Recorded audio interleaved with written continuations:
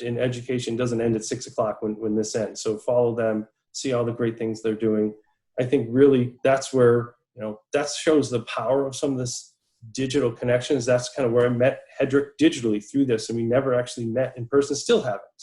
And even Michelle, where I happened to be fortunate enough to present near her at FETC, but it was like a blink, but seeing the work that she's doing on Instagram and all the education that she's putting out there caught my attention of like, wow, this is some amazing information and that I've been learning each and every day. So having that in there, and there's hundreds of people doing that each and every day. And for me, that's where my learning has taken off. So throw that into the chat. We are going to really start to jump off in about 2 minutes. So as people continue to log on, we're about 71 at this point. We're going to give a chance that everybody has a chance to introduce themselves, where they're from, because the power of this discussion and the power of bringing these educators together is the difference in experiences, the background, the knowledge, and that not only are we going to come out taking that next step forward, that all of you as well, and that's part of this. And yes, this is put through MASCD, and this is for Massachusetts at the core educators, but it was so important, we wanted to open it up to everybody. Craig, his followers are, I think, doubled in the last 10 minutes, which is awesome. I also don't want to miss the opportunity to talk about whatever side we're on. Catch On, ENA. For those of you who joined us about a month ago, we did it on a typical regular Zoom call, which actually changed in the last minute because it was supposed to be Blue Jeans. And seeing that, ENA stepped in and said, we'd like to have an opportunity to utilize the webinar feature and have the panelists online. So want to make sure to give a big thanks and shout out to them as well. So we are going to just jump off with some introductions. I'd love for our panel to spend maybe a minute, tell us kind of who you are, where you're from, and just a little bit about you to our group. And I don't know the views everyone has, so I'm just going to kind of tell you where we are. So from my view, I'm going to start off with Pete, Mike, and Hedrick are on the top. Good day. My name's Peter Cushing. I'm the Assistant Superintendent for Secondary Schools for Medford Public Schools, a school district of about 4,200 students in Medford, Massachusetts. We're located just outside of Boston, and really excited to be a part of this and be a part about this work that we're about to undertake. Thanks. I'm Mike Morris. I'm the Superintendent of Schools in Amherst, Massachusetts, Amherst and Pelham and the regional district out here. We're located in Western Mass, in the same town as UMass, Amherst College, and Hampshire College. And much like Pete, just thrilled to be here talking about this incredibly important topic. Thank you. Hi, I'm Hedrick Nichols from North Texas at a public charter. I am the CTE district lead, the course writer, the all-around great tech teacher, and a whole bunch of other wonderful things. Also the host of Small Bites, a YouTube series on equity. And I'm co-hosting here with Matt, and just really super excited that MASCD is making this opportunity for all of us to be able to come together and learn. And make sure, Hedrick, put all of that information in there, and we'll put that out also about Small Bites. It's evolving, and it's been awesome. And I know one of our MASCD board members also has a ring light, just like you do. So I think it's great to have that view out there and show that big smile, and make sure to watch that. And all that information will be coming out as well. So the next row I have is Julie, Michelle, Henry, and Dennis. Good afternoon, everyone. My name is Julie Vincenson. I'm the current principal of the Hanscom Primary School, which is located on Hanscom Air Force Base here in Massachusetts. We serve the children of retired and active duty military members who live on base. It's a very diverse school system. And we're part of the Lincoln Public Schools, which is a small suburb northwest of Boston. And I'm also here as representing the Massachusetts School Administrators Association, because we're seeking more opportunities that we can partner with the work that MASCD does for the Commonwealth. So I'm the Vice President of MSAA and a past board member of MASCD, and I'm really excited to be a part of this conversation. And from one Air Force base down to another, I'm Michelle in Tampa, Florida. We have MacDill Air Force Base. The first high school I taught at was very Air Force heavy, so I totally get the population. And I'm just excited to be here, continue the conversation that we started a couple weeks ago. And I want to acknowledge Matt for bringing us all together and for pushing for people on this panel to come together and have some courageous conversations. Hello, everyone. My name is Dennis Griffin. I'm a principal in Wisconsin. I'm very honored to be here with this esteemed panel. And once again, I just want to send kudos to Matt and the entire team for coming and having such a challenging conversation for some people. However, if we're not having the conversation, then who will? And if we don't have this conversation, how can we truly advocate for change that our world absolutely needs? I'm Henry Turner. I'm the principal of Newton North High School. I identify as Black and multiracial. I grew up in a community where we were one of the few people of color in our community, and the other students of color in my school were from Boston through the METGO program, which is a desegregation program here in Massachusetts. Since then, I've only worked in METGO communities. I am a passionate anti-racist educator committed to making sure that our students of color have the same opportunities and thrive in our schools. And so I'm going to fight tirelessly until we get to that goal. Awesome. We're thrilled you're here. And our last three panelists are my very special own superintendent, Dr. Tenza, Craig Martin, and Neil Gupta. Hi guys, I'm Marilyn Titus, the superintendent in Leicester, Massachusetts. I do have the unfortunate pleasure, I guess, of working with Matt. The recording is on now. Come on now. No, he's been a great addition to our team. I've been in education almost 30 years. I've been a principal, I've been an assistant principal, a teacher, curriculum director like Matt, and now I'm the superintendent. I'm looking forward to the conversation because I feel as much as I have to offer, I'm hoping to get twice as much in what I'm going to learn from all of you people. So thank you. Craig Martin, internet sensation. What's up, people? Hey, family. I'm Craig Martin. I am a K-8, executive director, Bridge Boston Charter School. It's in Roxbury. 336 wonderful scholars there in Roxbury. I am also a member of the MASCD board of directors, so I have the honor and pleasure of serving with the family. I'm a former board of director for, the Massachusetts, school, MSAA, sorry. Administrator Association. So many letters or acronyms, forgive me. There's just no love lost. I'm also an emerging leader class of 2012, so I'm excited that our president and our vice president are also on the, it's just amazing, ASCD strong. So I'm excited, y'all. We're going to have some fun today. We're going to have some fun. Okay, hello everybody. My name is Neil Gupta. I serve as the Director of Secondary Education in a suburb of Columbus, Ohio, about 10,000 students. And in addition to that job overseeing the middle schools and high schools, I serve on the board of directors for OASSA, this Ohio Association for Secondary School Administrators, and then also on the national board for the ASCD and serve as the vice president this year. And our president of ASCD, just like Craig said, Dolores is also in this attendance area right here. So we really appreciate MASCD for their work in this important conversation, this topic. There's a lot of people that are afraid to have this conversation and really not sure how to do that. So I appreciate Matt and your team being able to come together and provide this outlet. I'm here to learn just as much as share any insights that I might have. So thank you. Awesome.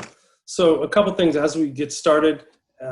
Utilize the chat for sure and put some information there, put your contact and talk to each other, because the last opportunity we had some great resources there. If you have questions for the panelists, utilize the question and answer section. For those of you who were with us last time was a Zoom meeting, and this time we're at a webinar, so you're only going to see the panelists, and you may have to maneuver your screens for different views to see different people. And if most of the time you're going to see the speaker view, but you can change that up. And for me, when I started, I actually have this background from ENA, and I wanted to thank them. But one of the things that made me think about is this conversation.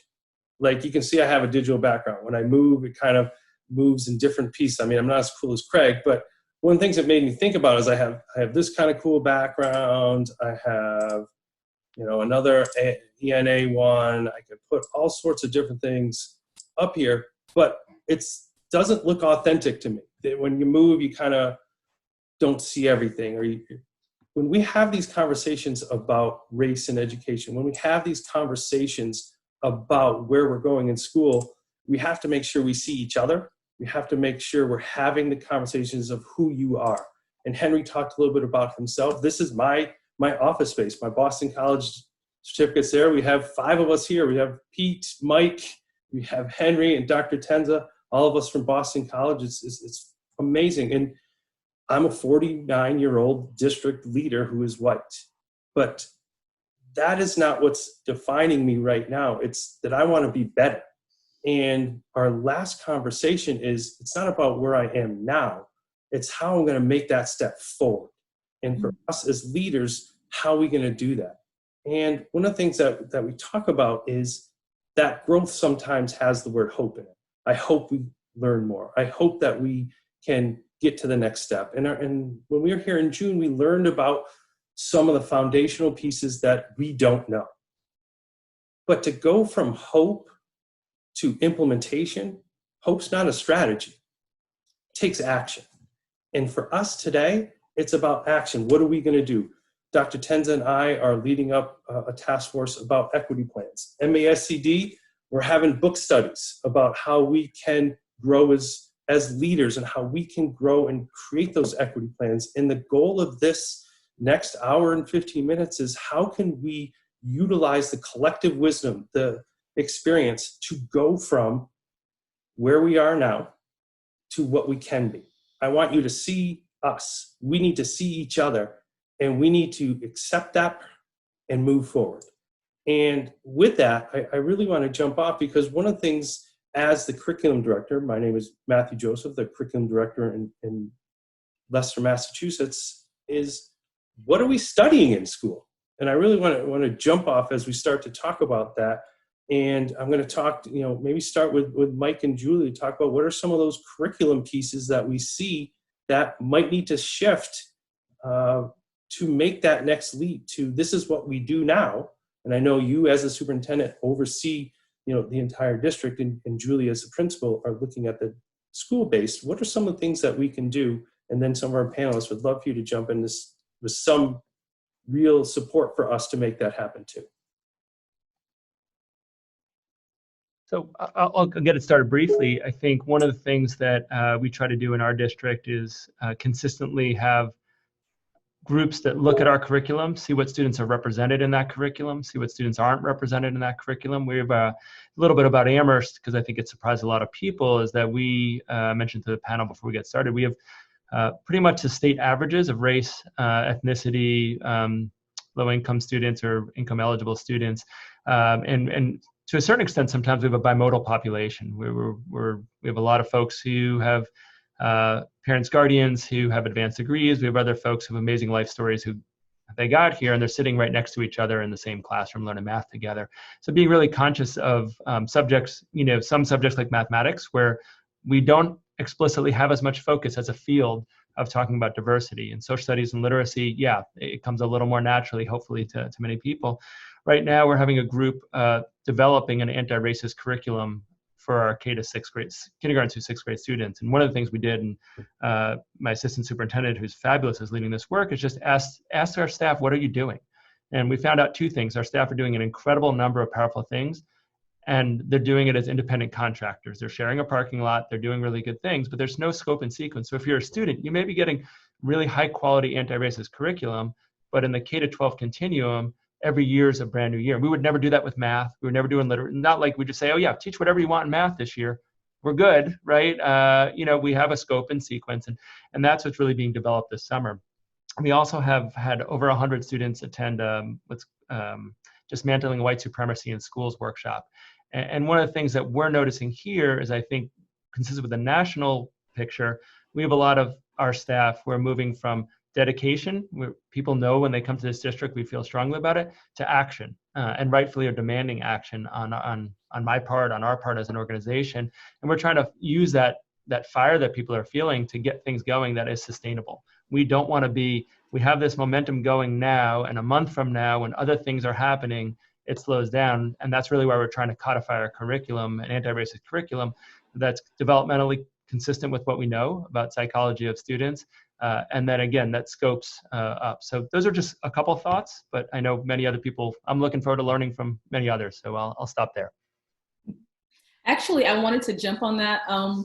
Peter and you and I were talking before we started officially about some of the changes that are going on throughout the nation. The Washington Redskins, schools that have warriors as mascots. Christopher Columbus Elementary will have a new name. You talked about being in a school, for example, with two very different populations. I live in Texas. That is often the case. How do we get to a place on campuses where we can meet somewhere that is conducive to change and not constantly have these horribly divisive conversations, these vitriolic Facebook threads where everybody's attacking one another? How do we go about making change without making someone feel like I got to have a hashtag that says, cancel culture? How do we go about making space for everyone and still move forward? So I'll start again, but I think it's the right question to ask. I do think you invite people to the party, right? And you not only invite them to the party, but actually they're part of the planning of the party, and you co-construct together. And I think that builds a lot of empathy. And so it's not sides or teams or anything.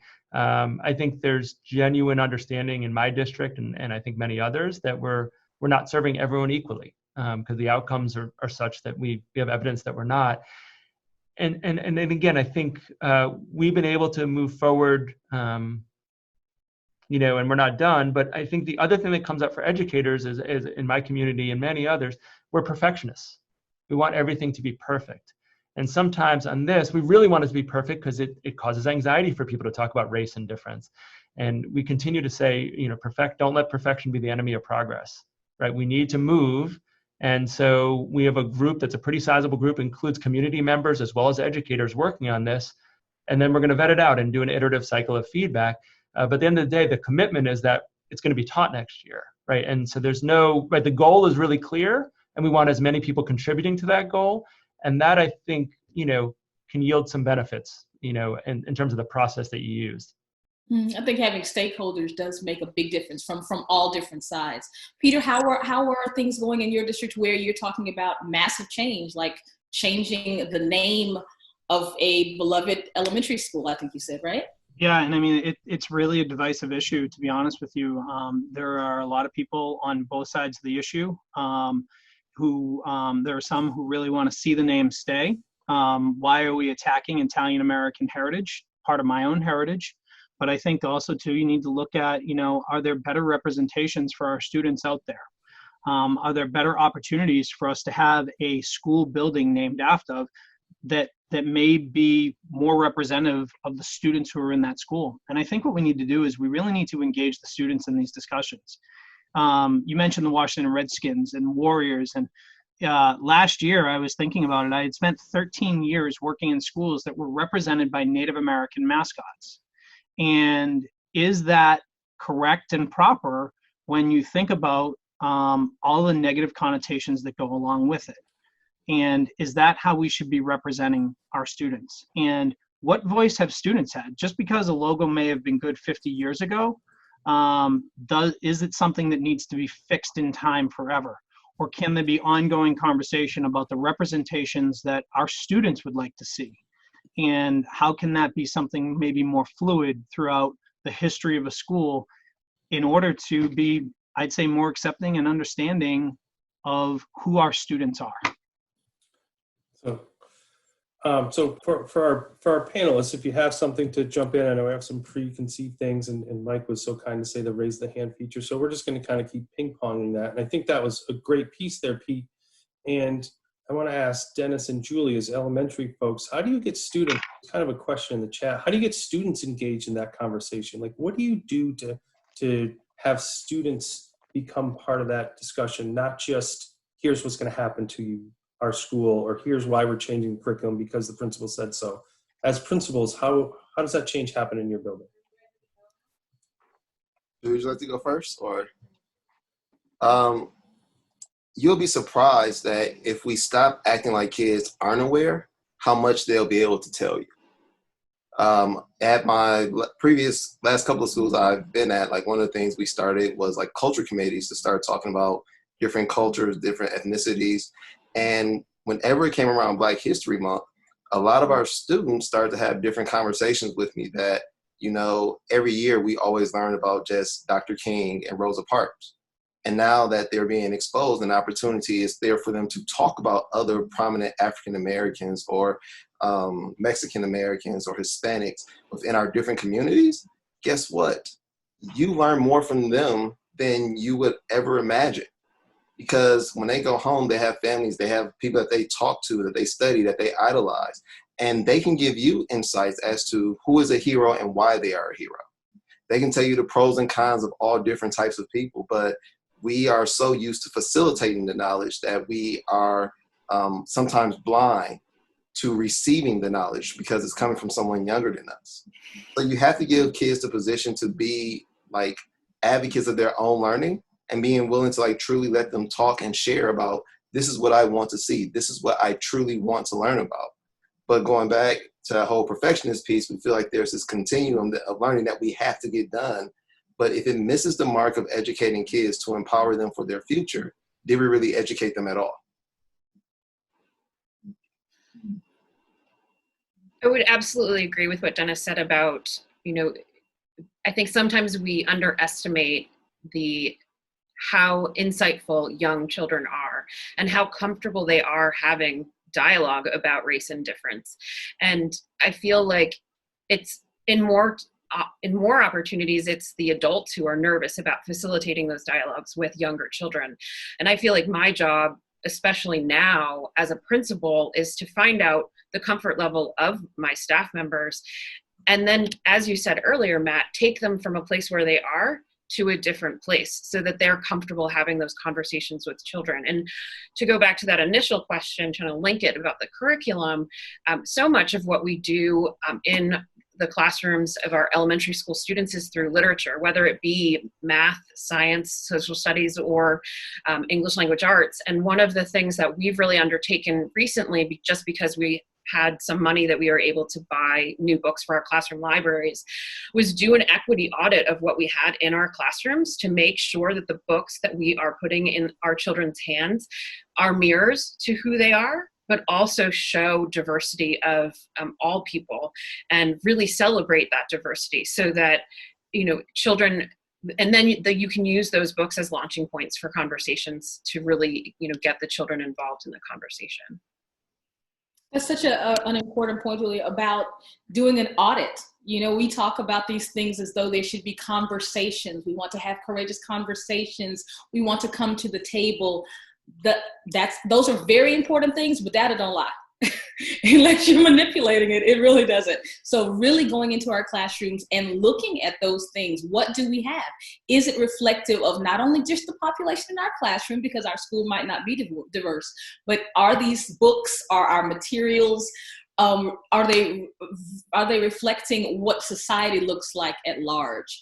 And there are a couple of little girls, I can't remember her name, Gabby and her little sister, they have books that talk about diversity. These children, they're I think 8 and 10, they've written books. There's a little girl who made a back to school packet for kids that has skin color crayons with all the different colors. And so these are things that we going back to what you were saying earlier, Craig, we overlook the fact that children are often much more comfortable having these conversations. And when we involve them, especially at the beginning, they know that peach is not the only color when they make portraits. And those are the ways to start those conversations. No, and that is critical. And I wanted to actually keep looping it upwards because we heard from elementary. We haven't been in school since March, and students are coming back to the high school, Henry, and your high school is incredibly large. And Dr. Tenza, our students are coming back, and we haven't been in school. And we haven't talked about this. How can we engage our older students and students at a district level? Well, the thing that I would say is kind of linking to what was said in the elementary school is, you know, I want to push on this idea that we have to be polite and pushing against the notion of cancel culture, because at least in my school, where our students of color are the smaller population, is that for their entire education career, they have felt like there's been this false equivalency. You know, this idea that you know, well, you know, as a white person, we have it tough as well. And in a lot of ways, right now, what we're hearing from our students is this anger for the school to shift and the school to change. And it's not just high school that they're calling for. They're calling for elementary school and middle school to allow for our students of color to see themselves in their curriculum, and also for them to be able to share their voice and to share their frustrations and their anger. And I'll just say, in terms of when we think about our curriculum, you know, I think that we still are teaching Martin Luther King and Rosa Parks as not as radicals, but as you know, people who were really, really good people, and we don't talk about the radicalness of them and pushing against what the society was. I mean, Rosa Parks was not just some lady who sat on the bus because she was tired. She purposely sat there to push against something she believed in. And I think that that's something, as at the high school level, that I think we really need to seize this moment, is allow for our students to find their voice and to fight for what they believe. We had an incident this in February where white students were using the N-word on social media in music, and also because they thought they had a quote unquote pass from students of color to use the N-word. And it created a very important conversation for us. It created a lot of anger in our school. We supported our Black students. We have an organization called Black Leadership Advisory Council. They led a protest in a sit-in in the school. They sat in on what we refer to as Main Street the entire day and did a teach-in. And now I think a school, when I was growing up, that would not have been allowed. High school students would not have been allowed to activate their voice in that way.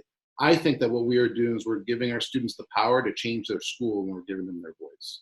And I think that those are the things that we need to think about, both from a large picture as a school, but also in our classrooms. You know, I think when we set up norms, how are we making sure that our students of color not only feel safe, but they feel that they can speak their voice, not knowing they're going to be tamped down. No, I think that's great. And as we roll that up, Dr. Tenza, how can we, because I know you and I are going to be starting to build the equity plan, how do we involve students in that process, you think? I think we have to make it a safe environment for them to actually speak out and to say that it's okay. And I think, you know, as in all things, we have to live with the discomfort of what they will tell us and what we have to do in order to change things, to hear how they feel. You know what I mean? I think sometimes we don't want to rattle anybody, or, you know, we don't want anybody's feelings to be hurt. But I think in this case, we really have to hear from them. And for us, it's not just students of color, but students of different cultural backgrounds. It's students, you know, who with disabilities. I think there's all sorts of students that we have to hear from, and hear what they want and where they want to take this. I know we have a small group starting and we're going to expand it, but I think it's important to give the students a voice. And like anything else, this is a safe place for you. We want to hear what you have to say. We're going to listen to you, and we're going to help you change things. I think that's how we started. Dr. Tenza, I love that you brought up making safe spaces. I think that's something we talk about so often. How do we, I'm going to play devil's advocate, how do we create those safe spaces that are homogenous as well as diverse without having people say, that's a racist group, or the BSA, the Black Student Alliance, that's just a bunch of Black people, they hate the white people. Well, if they can have one, we can have a white student alliance. How do we create safe spaces that say it's okay to have these conversations with people who look like you, who experience the same level of oppression as you do, so that you can come together as a diverse group and then say, hey, this is what we've been experiencing. This is how we would like you to hear us. This is how we need change. Yeah, I will take, Michelle, what do you think? I don't know, how do we create those spaces that don't polarize, that actually still bring us together? Actually, I had a comment on something else, but I will also touch on that. That's so funny. Loop them both in. You got this. Yeah, I am. I'm trying to let it marinate a little bit, but I'm going to go to what I was going to say because it's going to lead to Hedrick's point. And I love that you did that devil's advocate because I think we hear safe space often enough without people creating it. So I wanted to go back, kind of loop back up to the top of the conversation with Mike. It's so important that they're bringing that lens of doing an equity assessment, like Julie said, to their curriculum and trying to develop this scope and sequence for racial justice. And Hedrick will appreciate, I did something similar with digital citizenship in Florida. What competencies do we want each grade level student to leave that grade with when it comes to digital citizenship before going on to the next grade? And I'm wondering, what would that look like with racial justice? So what competencies do we need our students to leave with before they enter that next grade level to be able to self-advocate, to be able to empathize, to understand diverse viewpoints, to be able to hold complex ideas in the same hand at once and make their own critical decisions about it? So there's definitely, a right dosage for that is developmentally appropriate at each grade level. And you could definitely see how it would spiral as they get older. So when we're talking about creating those safe spaces, we really need to create certain skills in our students first to be able to have those conversations and let them understand why we have a Black Alliance or why we have a Gay Straight Alliance or why do we have a Black Advisory Committee or Black Leadership Advisory, like Dr. Gupta mentioned, I believe. So without certain skills and understanding and that historical context, you're right, it may not ever lead to a safe space because they won't get it, right? Like how I grew up in Tampa, it's very, very diverse. And there were still so many things I heard around me from my peers about like, oh, well, if I were Latin, I would be able to get a college scholarship. Or if I were Black, I'd be able to get a college scholarship. And I'm like, okay, well, like, cry me a river. But it's because they didn't have the historical knowledge or content. So we really need to look at what is the right dosage for each grade level. Once again, like what is appropriate at that age that can start building the level of understanding and skill set they need to have those courageous conversations in that safe space, whatever it is that you want. And you were talking about levels, and I know Greg's at a different level than Neil. Could you guys kind of jump in on your perspective of Hedrick's question, jumping off of creating those spaces? I will do my best. I'm like, oh my gosh, there's so much to talk about. Good gracious. So, look, I'm just saying, people just, dripping with excitement. So one of the things I think about is Robin DiAngelo's book, White Fragility. And she says that sometimes you have to break away from the apathy of whiteness and that you have to demonstrate that you care enough to put in the effort. And so when you say, hey, my community has been, is conditioned in a certain way, like we've had these norms, these values, these are the things that we've grown up with. And now you're saying, hey, we have to try something different and that we have to be diverse and we have to work on inclusion and those kinds of things. I would think many times people progressively want to do the right thing. I want to believe that people want to do the right thing. They just don't know how to do it. And so there's also this conversation. I went back and forth between Robin DiAngelo and Dr. Kendi, where both of them are talking about this dual consciousness, right? So you have our white allies who are saying, I want to do the right thing. I want to make the right changes. I want to implement the right strategies. I believe in all of us, our humanity, and all of those things. But what happens is this apathy creates a level of uncomfort or discomfort, yes? And so you're thinking like, oh my gosh, am I in this by myself? Are my friends, are my people going to still continue to work with me because I'm breaking rank. I'm breaking the things that we knew, right? And then you have Dr. Kendi and, those who work from anti-racist realm who are saying, oh, I thought that I could pick up a couple of books and read and I'm good to go. And so what Kendi is saying is racism at its core is like cancer.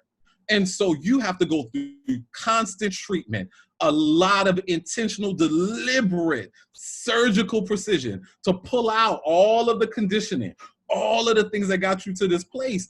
And this is unapologetic, like work.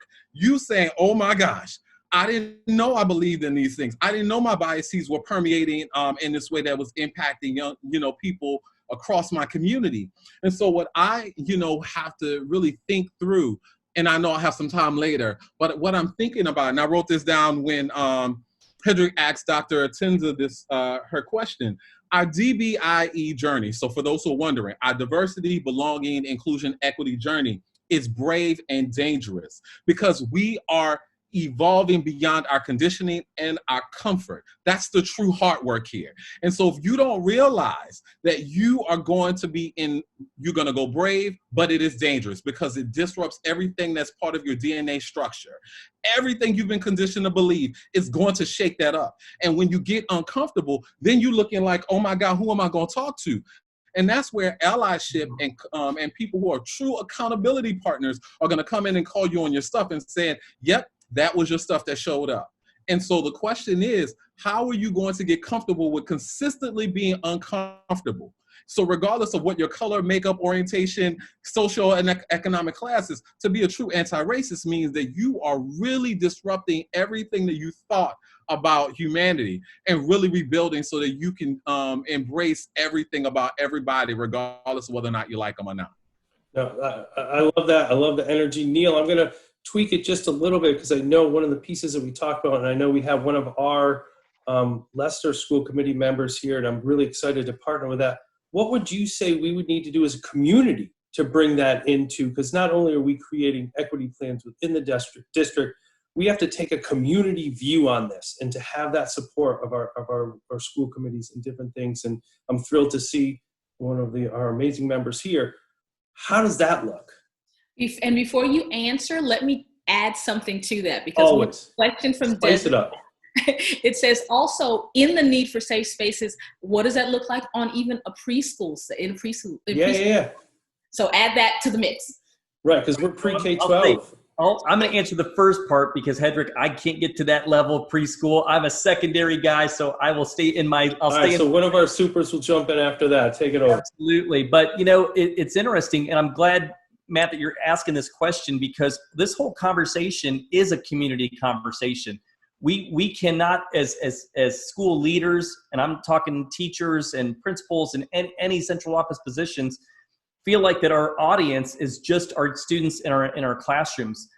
It might be that we're informing them. I'm not necessarily going to ask my parents if I can have permission. Michelle, you said it right. These are competencies. This is our school's curriculum of what we're going to do. I'm not asking you to fill out a form if you approve this or not, because this is what we need to do. But I think that there might be some tiered conversations that have to happen, some things that might have to happen that says, first for the classroom conversations to say, hey, next week we're going to be talking about these things, and here's some things to ask your child at the dinner table and to talk about that, as we go along there. And if you have questions, come talk to me. I don't need you to kind of jump on Facebook and start rounding things up there or wonder if this is something we're supposed to do or not. But this is our job, and it's a community conversation. We're talking a lot about book studies. And so invite the community in to have a book study along with you. Craig, you dropped so much truth about being comfortable in the uncomfortable. And I know that there's a lot of teachers, administrators that say, man, I can talk to the people in my classroom or in my staff, but parents sometimes freak me out, and we have to be okay with that. We have to be able to say, look, these are uncomfortable conversations we're going to have, and we're going to go on this journey together. I don't know where things are going to go, but I know that we have to do this, and it's the right thing that we have to do. It's at some certain point bringing in the voice of others and not feeling like, I think for so often in our district, we felt like we had to have the expertise that were our school leaders, and they had to be the ones running these meetings. There are professionals that are out there, and it means that you rely on their voice. Rely on your community members. Partner with them. It's not about us as school leaders being the experts, but we've got our families and our communities that have to have voice and choice and be a part of this process too. So instead of doing something to them, we do it with them. And that's how we're going to get a lot faster and farther. Awesome. And Mike, I'd love to have a preschool perspective. And before we get off the safe spaces I definitely wanted Dennis to close that up because he wrote something I saw on Twitter which sparked this whole kind of discussion. So Mike and Dennis wrap this thread up. And I think that's the way, I think the anti-racist work starts for as young as the kids are, whether that's in the home. And I saw there was a book that someone just put on there for young students. And so that's the way we approached it, is what's developmentally, where are students? And then and someone else said it better than I will, but what skills do they need to develop to have an anti-racist perspective that's appropriate for their age level? And I don't think there's a too low. I mean, one of my kids is young, and there's some really good books that spark some conversation just even in our home that we were able to talk to. And just add one thing from a district lens. So Kendi's great, and we're reading that this summer. I think the other book, and I'll put it on the chat, Doreen McKesson's On the Other Side of Freedom, A Case for Hope. For some people love getting deep into the philosophy, and I think there's a really good book. I really like Doreen McKesson's book as well because it's a personal journey. And so I think thinking about the learners, we're all on this continuum, and people have different things that grabs them. And something that we're trying to do is provide different resources for people, because we know there's different hooks that people join. But the last thing I want to say from a district level is, and I think people mentioned this in the chat, but the difference, and it's not my word, and I don't know who to cite it to, but certainly we're part of a Minority Student Achievement Network, and this comes up a lot, is moving from allyship or allies to being an accomplice. And I think that really at a district level means that I'm working with other district leaders as well as principals, and not kind of passively cheering them on and supporting them that way, but actually actively planning to dismantle the structures and policies that get in the way of better outcomes for students. And so for me, that's a really important piece, because this work won't happen unintentionally. Like, it's very intentional. This work is not different in its structure than other work that it's intentional, it's planful. Our district improvement plan, last year we had a lot of community input, and we got to a place where we started talking about what white supremacy is. And we're not talking about necessarily KKK or Charlottesville. We're talking about the culture in our district and how do we shift that. And so I do think that it's been a really helpful phrase, the allies to accomplice. And at a district level, I try to actively think about how to do that. And it's not perfect. And as a white male, I have to really think about my role and the perception of my role and the reality of my role. I want to make sure that we're promoting the good work of our district leaders and teachers and educators in a way to dismantle some systems, because we get the results that we plan for. Historically, the educational system here has planned for the results that it's gotten. We need to do things really differently if we want to get to different results. And again, that's the focus on planning that we've tried to have. Awesome. Take us home, Dennis, and then Hedrick's jumping in with the next question. All right. I want to quote Thurgood Marshall. Thurgood Marshall, like we always say, that people always have the best intentions. And a lot of times that puts up a shield for people. What Thurgood Marshall said, show me the quality of your intentions, because then you're speaking something completely different. And when we're talking about the concept of a safe space, I'm going to play devil's advocate. I don't really believe in a safe space, because no matter what environment you go into, no matter what you say or do, someone is going to judge you. Someone is going to criticize you. And technically, you can't own that. However, when we talk about this safe space, the reason we tried to create it is because there was a lack of trust and a lack of empathy to begin with. When you talk about like the affinity groups that people like speak out against, and we want equal affinity groups, think about what we're really doing. Just by saying Black Lives Matter, you're not just championing an affinity group, you're deconstructing the history that someone has. Going back to Heifetz and Linsky, they stated that race, prejudice, it's really an adaptive change, but we're treating it like it's something that's technical that we can just stop and people will change and be done with. No. Go back and think, like, I love my grandfather, and my grandfather taught me certain values, but now you're telling me that something that my grandfather or my grandmother or my mother or my father taught me was wrong. And if they were wrong about that, what else could they have been wrong about? More importantly, who does that make me now? And what am I supposed to do? We're actually attacking values and trying to shift those in these conversations. And that's the hard work here. And in order to do that, you have to be transparent from the beginning.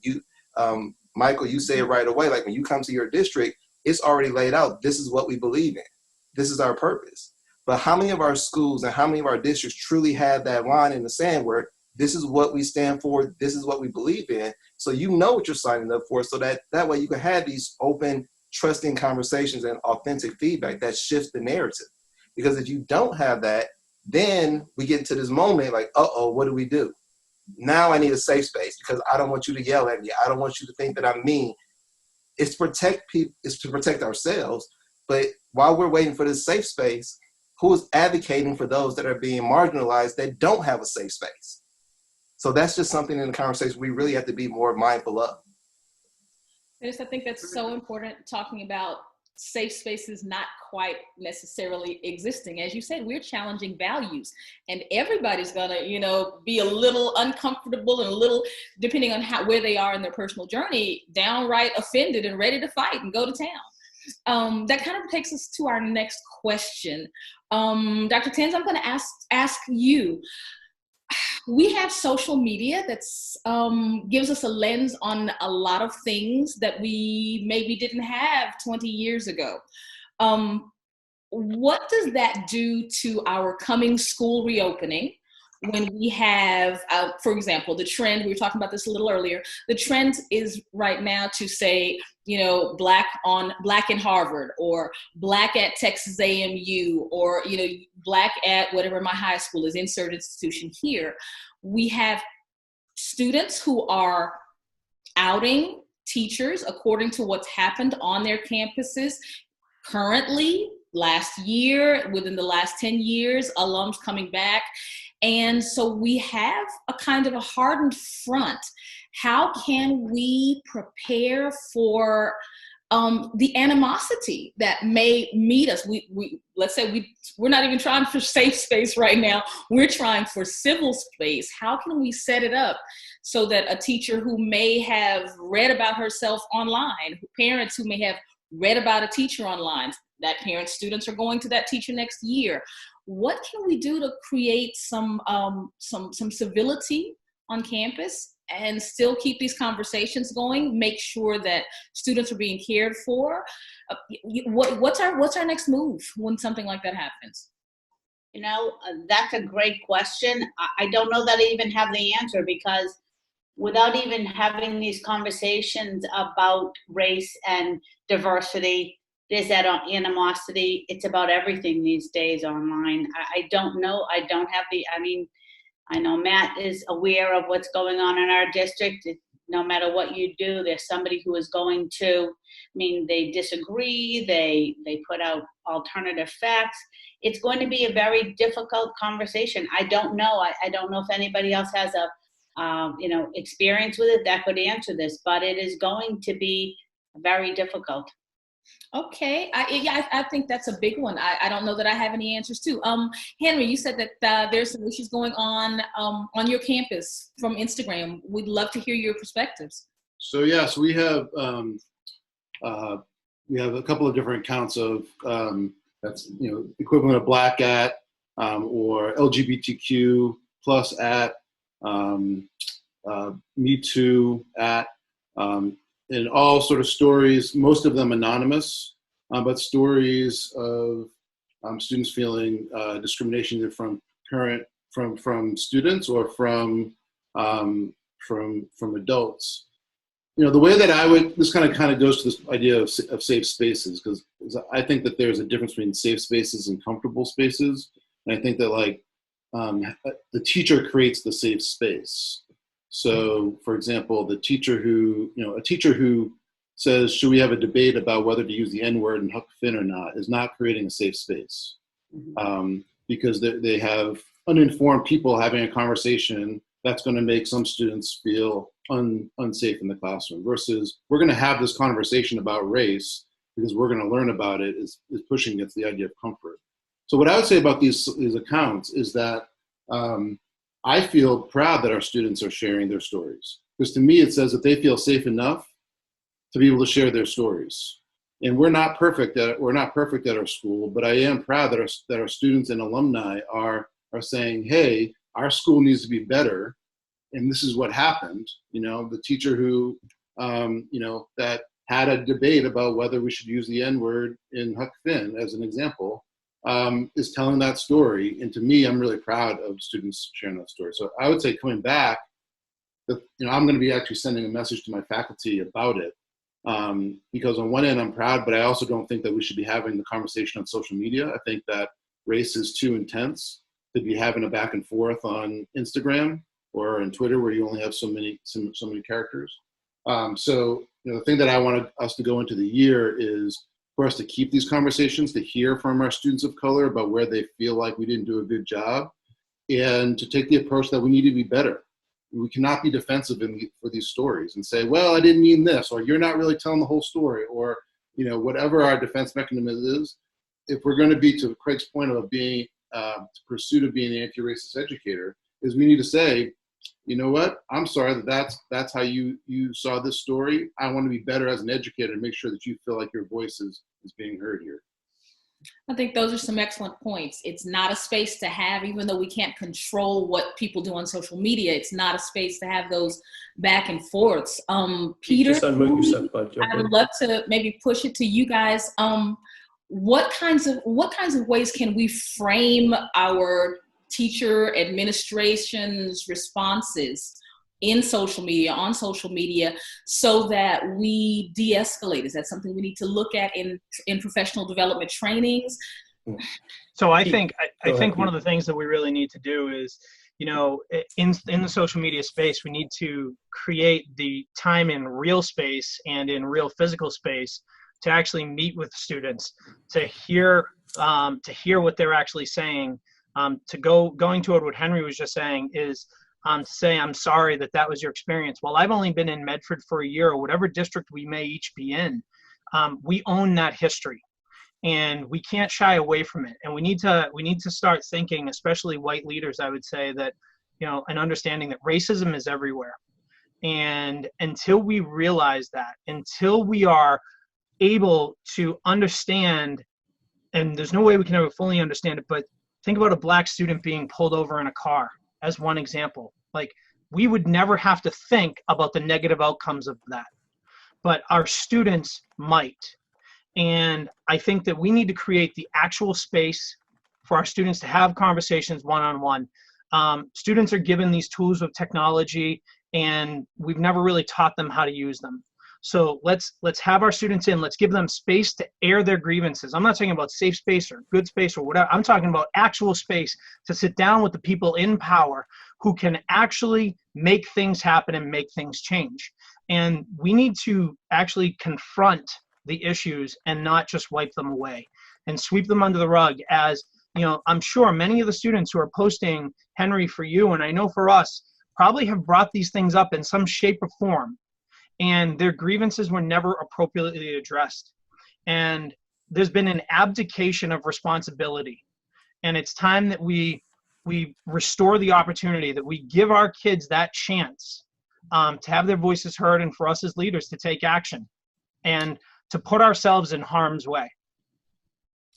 Peter, I like that you said, we have abdicated. That's almost painful to say that we are really just not only not listening, but we have abdicated that place that says, hey, what's going on? How can I help?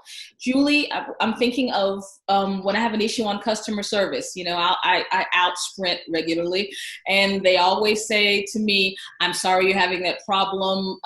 Please send me your information and we'll talk about it. DM me your information and let me see how can I help. What kind of tool can you put into the hands of administrators and teachers who might be confronted with that situation right now, the next 2 or 3 weeks going back to school? I feel like we just need to be honest with one another and be able to have those difficult conversations. I feel like I do want to share something that my community that I live in has been going through. There were two sisters who wrote, and they did not do this anonymously through social media, and I think it's what saved the town. They wrote an article, the police officer who murdered Rayshard Brooks in Atlanta was a graduate of the school, the high school where I currently live. And there were two students of color, they're sisters, and they're now in their 20s, who wrote a very raw and honest letter, and it was posted on a website, and it's gone viral in our town, and it's really caused some amazing opportunities for dialogue. Their father has really been kind of integral and kind of pulling the whole entire community together. And it caused a lot of us who are either educators or parents in the community to reach out to the school committee and the superintendent for the need for change. And I feel like our superintendent and school committee did everything they possibly could have done right. They acknowledged the anger, they acknowledged the fear, and they acknowledged that we failed these two kids. And they asked the question, if we failed those two children, who else have we failed? And now we need to do better. So there was this huge push for education. And then at one of the meetings, someone said, but there's also this group that's working with the police department, and this group that's working with the senior center, and this group working with the religious communities. We're a small town. Why do we have 5 groups trying to make change? We need to all come together and really work together to have those conversations and move our town forward. So I feel like somehow we need to be able to have parents and students feel that it's safe to either publicly say something, you know, like these two women did, or they need to be able to pick up the phone and call me and say, Julie, this happened to my son at your school yesterday, which happened this past year, and I need to come in and talk to you about the impact that it had on him and the impact that it should have on you as a school leader. And we need to not shy away from having those conversations with our families, but we have to figure out a way to make them feel comfortable, make people feel comfortable that they can come to me and I'm not going to, you know, like you said, do the customer service answer and try to make people feel happy without actually making change. Really, you said so many powerful things. But there's one thing that I really want to highlight that you said. I think that we have to be the adults and do what you just said. If no matter how venomous it comes across on a social media platform, just simply say what you said, which was, if I failed this student, who else have I failed? And see it as an opportunity to go back and get something right. So thank you for that. Matt? So one of the what I like about all of the things that we're talking about is we're talking about ways to do these shifts, ways to increase our capacity. And one of the things I have two questions. I'm going to jump back to Dr. Tenza for a minute, because I think a lot of us are in that position where we're being asked a lot of questions that we don't have the answer, and we need this support. And our teachers are going to come back. What are some things that we can put into place to have teachers ask those questions in not just our district, but all districts, to increase the voice of our teachers who we want to be able to say, we were talking about this before we came on, I just don't know. And how do we create that? We were talking about safe spaces for kids. District leaders, we have to make safe spaces for adults as well, to be able to say, these are things I don't know. How can I learn more? And how can I have these conversations?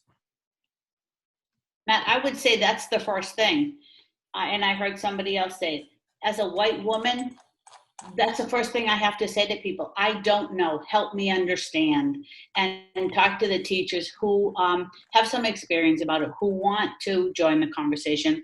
I see on our chat, there are some of the teachers who are helping us create these spaces for people, and to continue or to start the conversation and to examine our curriculum and examine the literature that we show students. And I've had parents reach out to me and say, I want to be involved in this.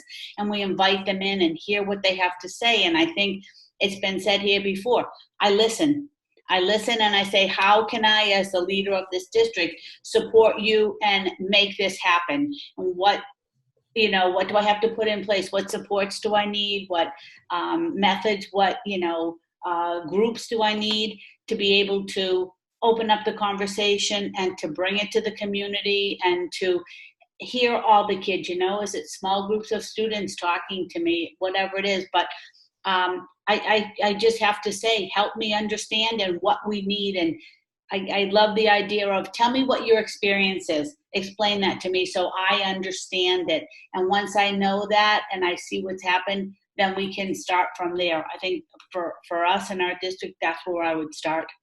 Wonderful. Michelle, you were jumping in, and I'd love, Craig, because you were in 2 different schools recently, love to hear your perspective on this too, to wrap that up. I just wanted to mention, so Brene Brown shared recently or today on social media, I'm not here to be right, I'm here to get it right. Yeah. And, it's not a good day unless I refer to Brene Brown at some point. But I think we have to enter the conversation with the lens of what's best for kids and not what is easiest for adults. So I love that, we're talking about how can we get that feedback from parents to let them know when we are maybe not creating that brave space. But also, I think something that I would be remiss if I didn't share is, and it got asked in the Q&A, how can we ensure support teachers that are taking ownership of anti-racism curriculum, discussion, speech, etc. And I had a co-teacher at one point that was not, our values did not align. And even though they never posted anything on social media, I had a very diverse class. It was mostly Black students, some Hispanic students, and very few white kids. And my co-teacher, who was white, never posted anything on social media. He may have not even had social media, but those students knew exactly where his values aligned. Mm-hmm. And it was not okay with me. And even though I was the lead teacher or whatever, and they were there for ESE support, it was probably the hardest year that I ever taught, and definitely the most classroom management issues that I ever had. And when I brought issues up in coaching conversations, when I brought it up to administration, ultimately I felt like what my principal is telling me that is valued at this school is not what is being supported or upheld. So whether it's a school leader or district leader, we also need to make sure we're really articulating what the expectations are for the safe space, the brave space, whatever values your district has in their mission statement or on their website, to let people know what is not okay. And it's not just about what you're posting in social media. It comes across in how you speak to the children in your classroom, how you speak to your colleagues, the passive aggressive, the microaggressions. I had to go on maternity leave that year. And while I was gone, Obama was elected. And when I returned, I heard there was basically like a riot in my class that day. And I was like, I don't understand. I don't get it. Oh, because they knew that the other teacher voted for the other person. So the kids made it like an extra overt point to like really celebrate, as they should with any, presidential election that they're passionate about. But those are the things that we really need to like address and talk about. Not just what are we going to do when someone is offended, but what are we going to do when we have someone amongst us who's not willing to move this train forward? Craig, I think were you raising your hand, Craig, or were you just high-fiving Michelle Obama? Unmute.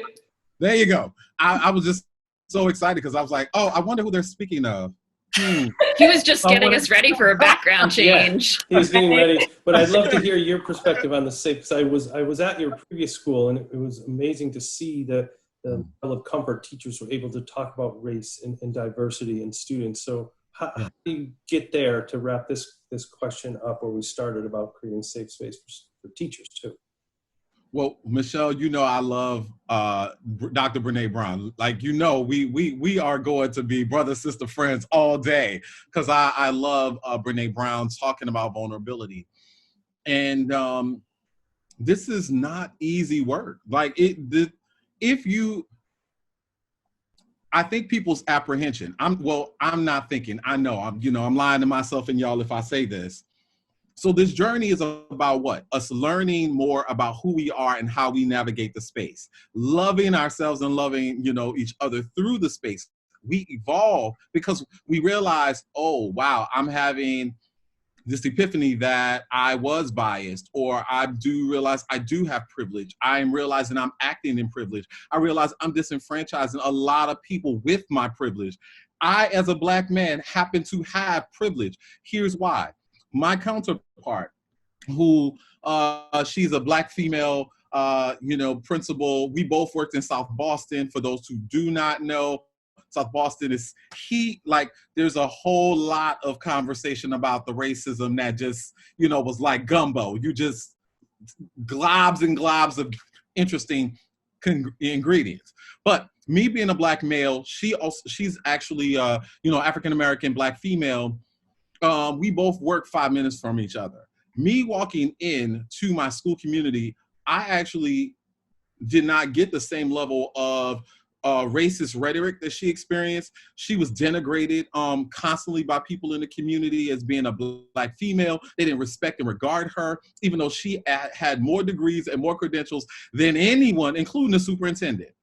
And so what was most interesting is that we both were talking about how our walk and work were connected around how we were educating young people who our demographics was similar. We had Black and brown young people who happened to be disenfranchised, but incredibly resilient. But what we found was I was experiencing a higher level of connection with people in the community because of my male privilege. And so what I realized here is you have to acknowledge that when you are a person who carries power and you're in a position to disrupt and disenfranchise things, you cannot get comfortable with what the status quo is. Some of us who are here, I'll speak of myself because y'all are perfect people, may feel really comfortable with disrupting all the time. And when you disrupt all the time, it means you find yourself on an island by yourself fairly often. It's a lonely place to be when you are sitting in this work and you know what you're doing, you know why you're doing it, but you're consistently unpacking and doing all of this, like, oh my God, I didn't know this was showing up for me. And you're realizing the biases and all the things that you grew up with are like they come with you as a backpack. And then you're saying, now I want to do something different with my community. I see someone using the word exhaustion. It is exhaustive. And your efforts have to be exhaustive. And you saying, I carry these levels of privilege. I understand that I have the ability to sit at these tables. These are the things I can do. And I realize that there are going to be people who are not going to align with me because of the privilege I carry. And subsequently, I'm sitting here saying, I need to do something differently. How many people are willing to do it with me? And then when you look around, it's like one of them bad dates, right? You find yourself, somebody that ran out on you because they're like, I can't take it. I just came for the French fries. I did not come for all that other, that stuff. And so if we really are saying we are going to work to be anti-racist in everything that we are, understand that this work is going to be challenging. You're going to have to find partnerships and networks. You're going to have to work harder to find people who are connected, whether or not it's centrally in your city, your district, your classroom, your base, or you're going to have to work remotely. Like most of us are connected online, social media. Like that's what we share our love offerings on a regular basis. And so for those who are in the chats and are a part of this conversation, I'm not about to lie to you and tell you this is going to be easy and that you're going to be able to do it by yourself. You're going to have to be with some people who's strong. You're going to have to work out like Neil, you see them muscles just percolating up out his shirt. Like you're going to have to put in work. And then people are going to call you crazy and say all kinds of things about you. And you're going to have to say, I'm rooted to this. And something is bigger and better for people who don't have the voice, who don't have a seat at the table, who don't have the ability to disrupt in a way that I do because I carry privilege. And so what I have done is I brought people together. I create spaces, safe, brave, courageous, whatever you call them. I educate the young people we serve. I let them know who they are, and I give them tools and teach them tools for them to be able to express themselves, use agency, and tell them, here's how you disrupt something that's crazy. And I'm going to be here. I'm old, but I'm here, and I'm vintage, but I'm going to be here. So you call me and let me know what you need. And then what we do is we bring our parents along and we educate them on what is happening. And we hopefully can bring a few of them along. Some of them are not going to go because they've not been conditioned to believe that the system is going to work in their favor. Because constantly they've gone to the system and said something is wrong. And they find that maybe there's a small smidgen of people who want to do something different. But if you get a collection and a movement, a groundswell, oh my, just let me know when I can come through, because I will come and paint. I will serve food. I will wear Dennis's bow tie. I will do what I need to do because that's what we need to be. I'm gonna sit down and sip my water because got me excited. Take a breath. Take a breath. Craig, I appreciate you so much. I appreciate your energy and your spirit. So yeah, if y'all get in trouble, call Craig. He's got you. I think that's a thing for any of us. You know, like you said, we're all in this virtual space, so we are not in our corners fighting alone. You know what I mean? Michelle might be in her room with a co-teacher who doesn't share her values, but she can, you know, after the day's over or at lunch when she gets a quick minute in the bathroom, this person is driving me crazy. Hey guys, I just need you to, you know, shout me out, give me some help. So that's lean on your PLN wherever you find your people. That kind of takes me to the next question. You know, you're talking about disrupting things. You're talking about having these conversations with people on your campus, et cetera, et cetera. But what if you're on a campus that doesn't have diversity? Your STAR scores were outstanding. You don't have any kind of issues. Everything's fine in your world. You know, there's some stuff going on in Portland that you see a news cycle, but there's no problem. Dennis, I want to throw this one to you. I think Neil wanted to take it first. Can I? Oh, I thought he was just getting with me. I'm sorry. Neil wanted to talk first, and I'll follow Neil on this one. That's okay. So this yes, thank you. Thanks both Hedrick and Dennis, because this was the districts that I've been working in. This is the district I grew up in. And, you know, it's amazing. It's baffling because it happens. It's out there. Those districts, what they're doing is they're looking at the overall percentage. They're going, we don't have a problem. We've got 95% passing rates in test scores, and we've got, you know, 2% of absenteeism rate, you know, and we've got 2% discipline rates, and they're patting themselves on the back. And, you know, if you got to that, kudos. But at the same time, your work's not done yet, you know, and good to great districts are those that are disaggregating their data. I don't care what district you're in, you have to disaggregate that data. You've got to start to pare it down at the district level, at the building level, at the grade level, and in the departments, you have to do that. By course, you have to do that. We've got to slice and dice it because, you know, I was in a district where they had AP passage rates at the high school level that were off the charts. But what was happening was there was a gatekeeping that was going on, and it was happening as early as 7th or 8th grade. And it took one of our principals that came in, Dwight Carter came in, and that was like the first, I think in the first week, if you guys, by the way, aren't following Dwight Carter, you have to be on Twitter. But I think in the first week he got in there, he asked me for the AP results, and then he called the counselors in and said, we've got to change this. And we've got to open up the doors to be looking for this, and not just putting it out to them and then just saying, good luck, you know, you're in this AP class, but supporting them, and then also finding out where have we come across that have probably prevented them from getting into the classes and being supported. It's important that we start pairing that data in different places. And not just academic data. I'd look at attendance data, like I said, and I'd look at discipline data. We also have social emotional serving data. We use the Panorama survey that looks at things like sense of belonging and you know, student-teacher relationships. And are you looking at that data, and are you looking at it from an overall standpoint, or are you looking at it by your subgroups and looking at it from a different aspect, but then talking to your students and saying, tell me what's behind this data. So then focus groups and talking with them and asking them for the real story, because sometimes, you know, students are just, you know, like, you know, I'm not filling out another survey. So then you have to get in a little bit deeper and kind of focus group with them. I found out the cafeteria is the best place to do it. I will not go in and ask them, you know, to come into my office, and you've got to go to their grounds. I go to the athletic events. I go to, you know, the practices where there are plays and musicals and music practices, and I'm just talking to students that I can find and just saying, and there they become the real story that starts to come into play. It can't just be come to my office between 9 and 10 and tell me and fill out a form and tell me what you think. Dennis?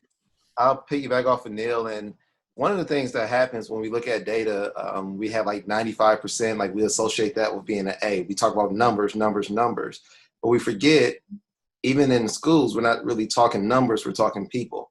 We're talking kids. We're talking their future. We're talking their livelihoods. And we have to ask ourselves, which kid is it okay to fail? I would say there isn't an acceptable answer to that. Like, no kid should fail. We should be doing everything in our power to provide supports for all of our kids to achieve. Now, that doesn't mean every kid is going to get an A, but they should be able to grow and be able to aspire to what they want to be and become due to our efforts. And we have to start asking ourselves as educators, how great will my kids be if I'm as effective as possible? What will happen if I'm ineffective? And that is a harsh reality, because in our minds, we always want to feel that we're connecting and we're reaching every single person. But who is to say that you're not planting a seed today that's going to blossom in this young man or this young lady 5-10 years down the road? I've had the opportunity to have kids come back to me, and Lord knows, I try my best with every single kid. There's nothing I wouldn't do, because I never wanted a young person to lead me and be able to say someone didn't believe in me, someone didn't trust in me, someone thought I was just a number. Those shifts have to be made in education as well, if we're really going to talk about equity. And furthermore, what are we going to sacrifice for that equity? Because equity doesn't come from nothing. In this struggle, there's going to be a sacrifice that's going to have to be made. Some people will lose friends. Some people will lose positions. Some people will lose like pieces of themselves almost. But will it make our world better by acknowledging that every single kid deserves to have the opportunities that we have taught them about since they enter school? Because the harshest moment is when you realize that day, you know what? I really don't have the opportunities to be whatever I want to be. And that's when the marginalization sets in, and it creates this wheel of disenfranchisement that we're really trying to disrupt. No, I think that's fabulous. I'm gonna throw it to Mike for the last piece on this, and I'm gonna invite Leo in a minute, because Mike, just because I know, we're friends, we've had a history together in Boston College. I know your journey. You actually are the superintendent in multiple districts. So how does that work when you are having different communities and cultures, but you're a leader of this vast group of people from different areas, all within one real big district? Without doing my whole spiel on governance, which is interesting. Okay. Yeah, so we have 4 different communities that attend school, and there's definitely demographic differences between those 4 communities. I think the good news is that, as I said earlier, the district sort of defines its mission, defines here's what we're doing, here's what we're about, here's what we're working on, and that can be a unifying statement. And I think in our case, we're making progress. We're not there. We're not close to there, but we are making progress. But the thing I wanted to add to the prior conversation is that we also have to think about who's in front of students, right? So I think we don't want to lose track of the fact that, one of the major efforts in my district, and one of my school committee members online and school committee has been really wonderfully supportive of this, is diversifying our faculty. And we have a lot of things we've done to that, but I think the biggest thing is it's about outcomes, right? So, huge study. This is not a negative statement about economists. Some of my best friends are economists. That's a true story, but they tend to not be people who do research politically. So there's a huge study a couple of years ago in North Carolina, 100,000 African American students, and what they found is having one African American teacher in 3rd through 5th grade had a 39% reduction in high school dropout rates, had a lot of other variables in terms of 4-year college completion, right? And so it's a huge piece of the puzzle. It's not the only piece, but I also really want to stress how important it is that for us and for other districts that we continue to work on that. We're not there. We've had some successes the last couple of years. We've had some positive movement the last couple of years, but it is a critical component to all the work we're doing, that students see themselves reflected in the school in a variety of different roles. And that's something we take really seriously. We've changed our interview process. We've changed how we do outreach for recruitment. We've changed our professional organization, our administrative structure in central office. So probably the best thing I'll ever do in this district was create an assistant superintendent position that was for diversity, equity, and human resources. Because if you're not connecting the equity and diversity to human resources, I think, in my opinion, you're missing the connection that needs to be made, and happen to have a fantastic person in that position. We're very lucky. But those things really matter, but the why, right? So I think when you present it with the research that's so compelling, the why works itself out. It's not because someone told me to do it. And there's also, for me, with my principals, there's an accountability structure to that. And that comes all the way from school committee to me. And I think when you have those things aligned, that's where change can happen. So long-winded, I apologize for all that, but I'll definitely share the study. No, that was definitely important. If you could share that, that was definitely something that, which brings me to the point, if we had so much we wanted to chat and talk about, and an hour and 20 minutes flies by, but I'm going to give the panelists a 1 minute or 2 minute breather as Leo comes on, because we all are going to wrap up with something that I want you to share with the viewers, with us, with me. I want to grow. Something that you think will resonate with us, as I spoke about at the top. Hope is not a strategy. What are some actions that you can help our community of leaders to continue this work moving forward? As Craig said, it's not going to be easy. So what are some of those strategies we can put in? So I'm going to have Leo come on for a second, because we are so grateful for ENA and their support. If you want to just share a couple things, and then I'm going to let the panelists have that. We talk about turn and talk. We also want to have that think time. So let's take a minute to think as a panel, so you can share something out while Leo shares. Gee, that's a tough one to follow up on, Matt. I appreciate everyone being on here. Hi, Henry. Nice to see you again as well. My name's Leo Brem. I'm local. Some of you in Massachusetts know who I am. Worked in Massachusetts most of my career as a school technologist or a school CIO. Co-founded Catch On about 4 years ago. And then we joined the ENA family of companies about 2 years ago, and I went over to continue that work. And I'll say that, we're an analytics company, and nothing has been more important. We're a usage analytics company, and nothing's been more important as of late than monitoring those folks who have fallen through the gaps, who all those students have fell through the gaps, including here in Massachusetts. We have some districts who we were working with here, Metro Nashville, West Coast, Chicago area, you name it. And everybody was trying to identify those folks, and it became ever important how equity has just been exacerbated by COVID-19. And in the data to support that we need the data to give to teachers to assist them in identifying those, the folks who aren't checking in online, who aren't showing up to Zoom meetings, and give them the battle card that they need to go in and reach out to them even when you can't see them face to face. And there are lots of strategies in that. And so I will keep this extremely brief. I will show you one quick 2 slides.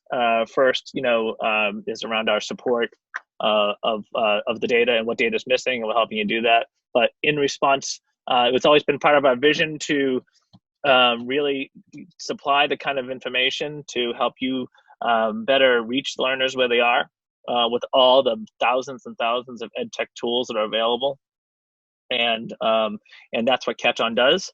And I want to give you a quick glimpse about what we're working on to release for the coming school year, so that teachers and administrators and you folks can get an idea from a digital perspective what's happening with learners. So getting an idea of what apps they're using, when they're engaging, because we know that when they're not in our school walls, we don't exactly know when they're engaging with content, who they're engaging content with, and so on.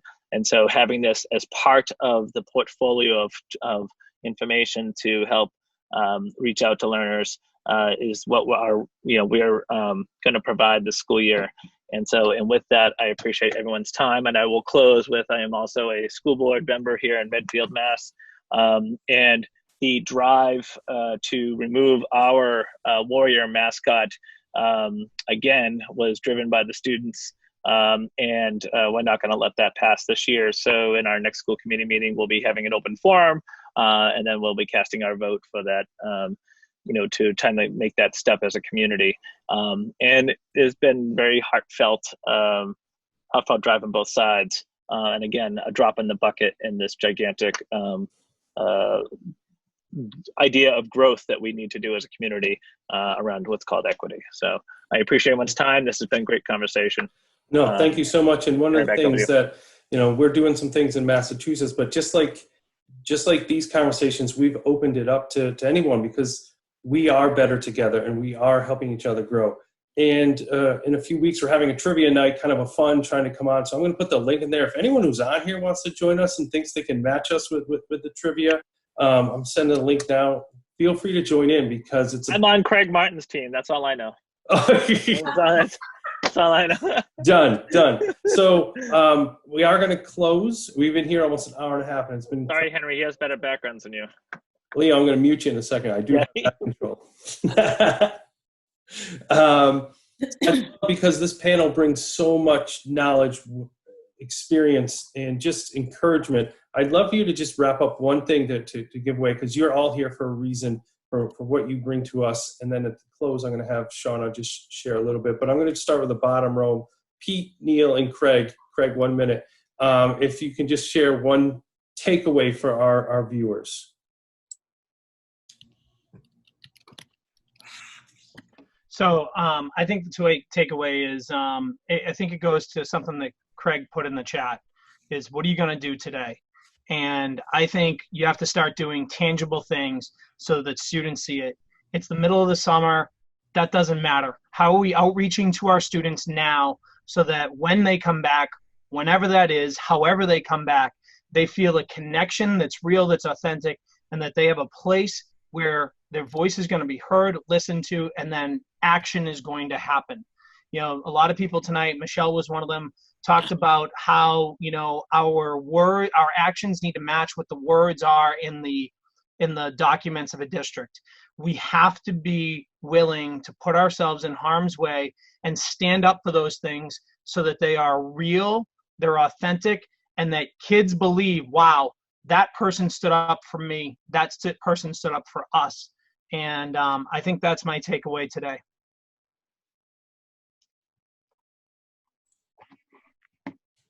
You're up, Neil. Okay, just wanted to check. You know, I think, and it was the last panel conversation that we had, Hedrick kind of had, I guess, first started this in my heart and head, and now it's continued. But it's this same thing, just like Peter said, it's not a question of if something happens in the fall. I think that we all kind of feel like, well, as of today, nothing's happening. But she kind of helps me to realize and remember it's a question of when. And we can't be kind of in that passive place to say, I'll worry about it when it happens. We have to, number one, it's not about just getting ahead of it, but we have to address and we have to create the conversations that are going to happen. I think Craig helped me to realize that it's going to be uncomfortable for us, and we have to embrace that uncomfortableness. But we don't necessarily have to have all the answers. I think that everybody on this panel kind of helps me to realize that, you know, bringing everybody aboard and together and through it, you know, and we're probably going to stumble. We're probably going to step in and do things, and it's okay. But it's not about trying to create this thing and then, like, behind closed doors, then unveil it, because there's no perfect opportunity for that.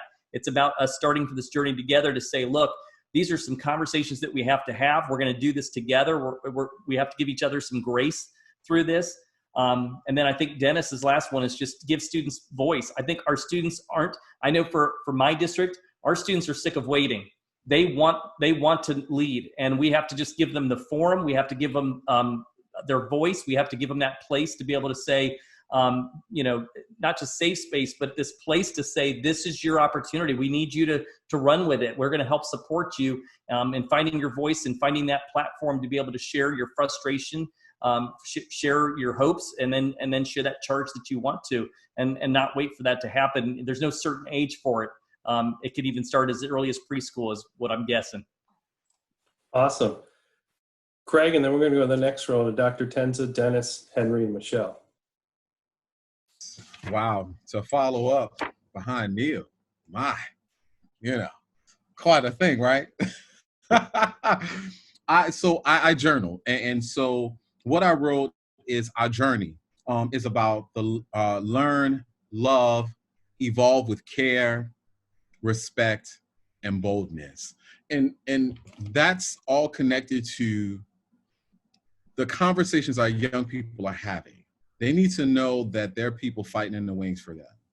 And I have to continue to be a life learner. So just being honest, when people were talking about BIPOC, I didn't know that I was connected to BIPOC. I didn't know that we were talking about indigenous people. And so you would think, you know, with all the work that I've done around race, gender, orientation, and just everything with equity, that I would be further along. But I had an aha moment like, oh, wow, you know, my ancestors and my ancestry are, you know, some indigenous people. And how do I find myself connected to them in this work, in this walk? So I would say for anyone who is here, be kind to yourself. Be kind to yourself in this journey. where if you have the ability to disrupt policies that disenfranchise, marginalized people, do that. Be at the tables where you can bring someone else in, whether or not it's a woman and there's only men in the room, bring other women to the table. If it is people of color, and bring them to the place where there's an opportunity to share power and leadership that changes policy and practice. And that is how we do this, how we move forward with anti-racism. So I'm gonna send all of y'all love and light. Let's stay connected. Thanks to Matt and MASCD for this, for making this possible. I'm really grateful to be part of this conversation. Awesome, we're thrilled you're here. So Dr. Tenza, Dennis, and Henry. Well, thank you for having me follow up after Craig. Well, remember that the next time you say some things about me at the beginning. Exactly, okay. There you go. It goes both ways. You know, I feel as though, honestly, we're in the infancy here. But one of the things, and some of the things I wrote down, is it's just going to take courage. We just have to start. It is not going to be perfect. And there's a sense of urgency now. I think that's one of the things we have to bring to this. It's a sense of urgency. We have to start the dialogue. We'll start small and continue it out. We have to get kids involved.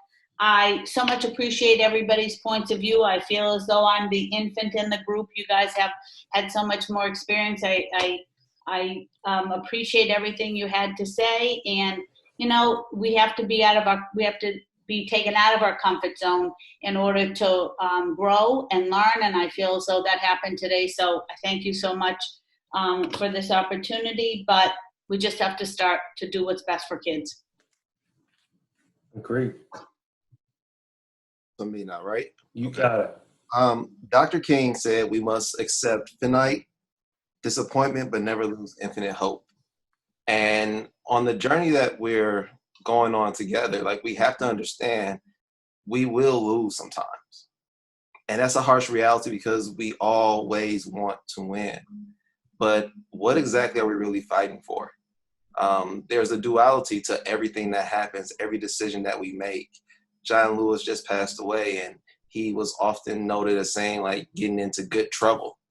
The things that we're asking people to do is necessarily get into that good trouble. Like, all trouble isn't bad if it alters and changes the world. And I sit back and I reflect, and I talk to my daughters often, and even my students. I'm so grateful for the opportunities that I have today, but I understand the sacrifices that some people made for me to get to where I am today. It is incumbent on me to try to open up doors for future generations to continue to walk through. And when you think about education today, we talk about the achievement gap growing. We talk about the disenfranchisement that's happening, the marginalization. There's no reason why it should really be that way unless it boils down to our value set. And when you feel like you're going to lose or that you lost a battle, I would encourage everyone to do like I do. There are people on this panel that I have done this with in the past, and I plan on doing this with others of you in the future. Give them a call, let them dust you off, and get back in the game. Because the fight isn't necessarily against you. The fight is against the doors you're going to open up for others. So this is a fight we can't lose. This is a fight we can never give up on. Because you could be sparking the seed of the young man or young woman that ultimately sparks the change for our entire world. Thank you, Dennis. Henry, glad you could make it. Your wisdom and experience was awesome. Thank you, Matt and Hedrick. I really appreciate you inviting me, and I learned a lot from this group. This is a great group. I would leave us to say if that we need to self-reflect, and I'll give you two examples. One is that if you're not hearing from your students, if you're not hearing that your students are angry right now, that says a lot about your culture of your school. And that could be your Black students, your Latinx students, your Asian students. There's been a lot of racism against Asian people during COVID. Your LGBTQ community, your female students. If you're not hearing from your students, then that says something about your culture. Number two is that a close friend of mine, we were talking about white supremacy culture, and she pushed me to realize that for me as a Black leader is that I learned how to get to the position I'm in within white supremacy culture, and that I should be checking my leadership style because that means that I've been successful in a white supremacist culture. And so to me, that's like, we've got to look deep in terms of how we lead, how we educate, because as Dr. Kendi says, we're either blaming our students as racists or we're blaming the policies that we uphold as anti-racist. And I know it's not our students' fault, the reason why we're seeing these disparities in our schools. And so we need to dig deep to understand how we can be better. Thank you. Thanks, Henry. Michelle. I want to thank our amazing co-moderators again, but I also would like to thank all the participants and people who joined the conversation tonight when you could have been spending time with your family or getting a lot of other things done tonight. Nothing worthwhile is ever easy. So I really appreciate you contributing your time and your presence to us and letting us share our thoughts on how we can move this work forward. I am going to be brief, and I just want to share something that my former mentor shared with me, as I struggled with advocacy and making progress. And he told me, growing hurts, it's part of the process. Old shoes don't fit new feet that are taking bigger steps. And I think a lot of what we've heard tonight is dealing with that pain and that discomfort that is ultimately going to come from making a path forward and making sure we are moving the way that we need, the way that our students need us to move for them. So just keep that in mind. If it doesn't hurt, if you're not uncomfortable, if you're not feeling isolated, maybe you're not doing anti-racism hard enough. Well, thank you so much. I want to hear from our two MAS leaders and then my co-moderators. So Mike, Julie, and Hedrick, and then I'm going to wrap it up. Sure, I'll be brief. So I think two things, most of which I didn't do a good job in this webinar of, is just when you're in a leadership role, making sure that I try to make sure that I'm asking questions more than I'm doing talking. And that's been really important as a model for me. It gets really hard on Zoom and these kind of calls. One of the things I'm finding is I'm needing to develop different strategies as a leader to be promoting dialogue. I think two moderators did an awesome job today. But when you're in a leadership role, it creates some real challenges because the interactions aren't natural in the same way you are when you're live with people. And just reminding myself to listen and not talk. My job, I see one of my primary jobs, if not my greatest one, is to promote the capacity of my leadership team. I have a really talented group. And so for me, how can I ask questions to make them think deeper? And how do I listen and learn just like I did in this webinar, and not feel like I have to have all the answers, but really my job is to have all the questions, or many of the questions that promote my learning and the learning of the team. So thanks for having me. I learned a tremendous amount today. Appreciate all the panelists and the moderation.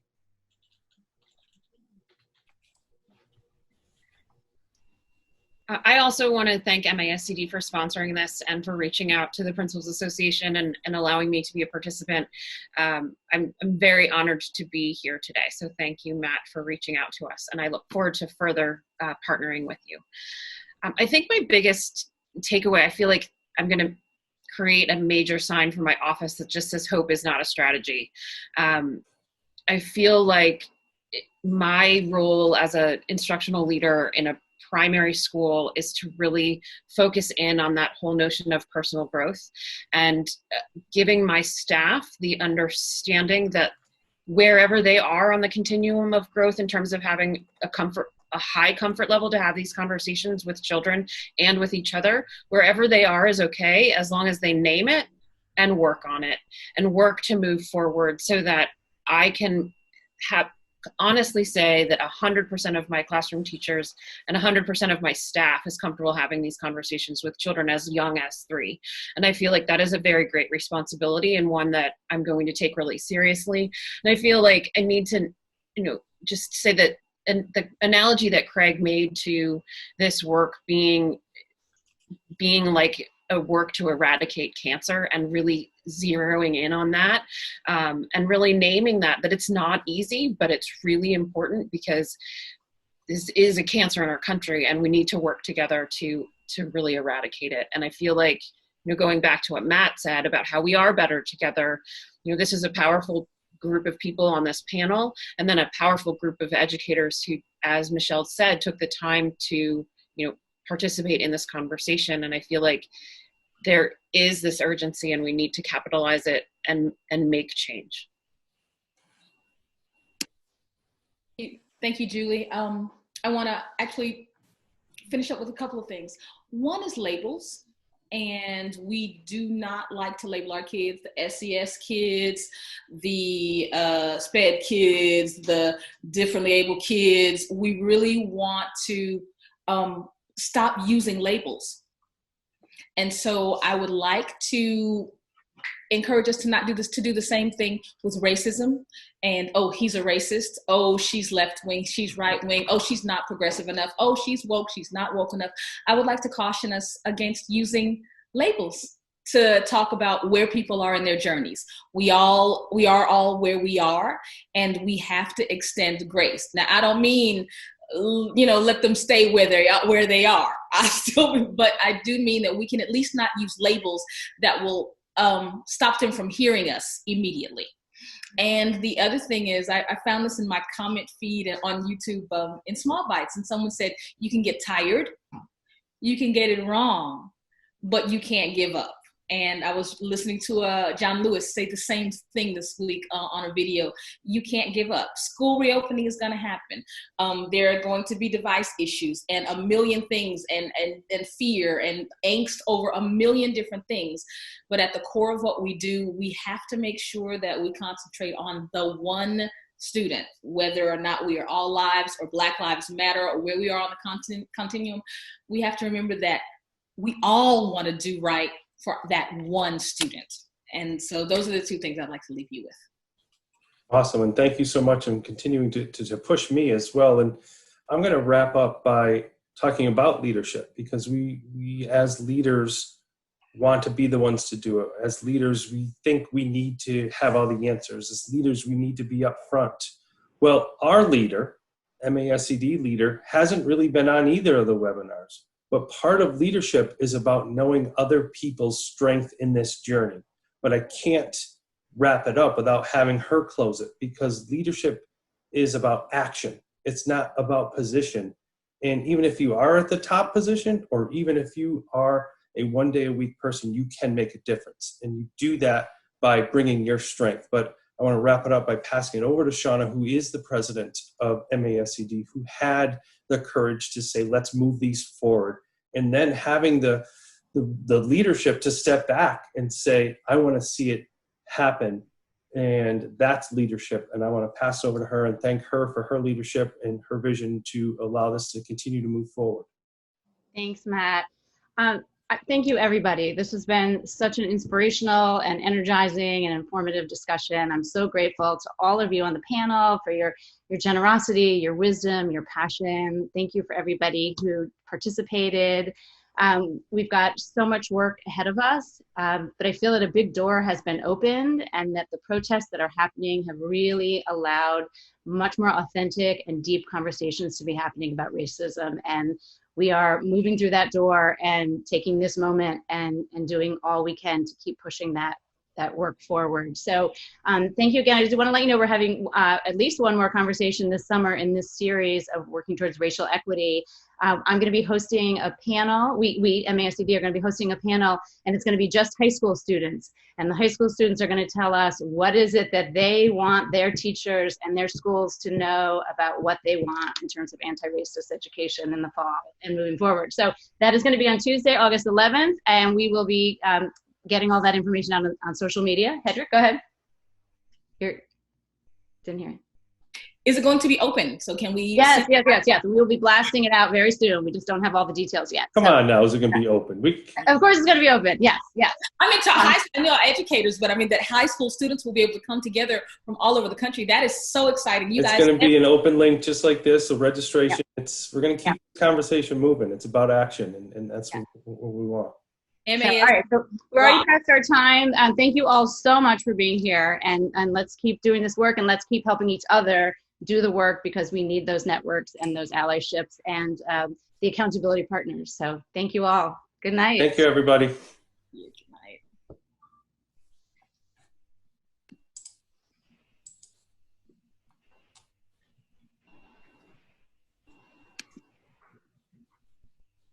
if you all want to stick for a minute, I'm just going to.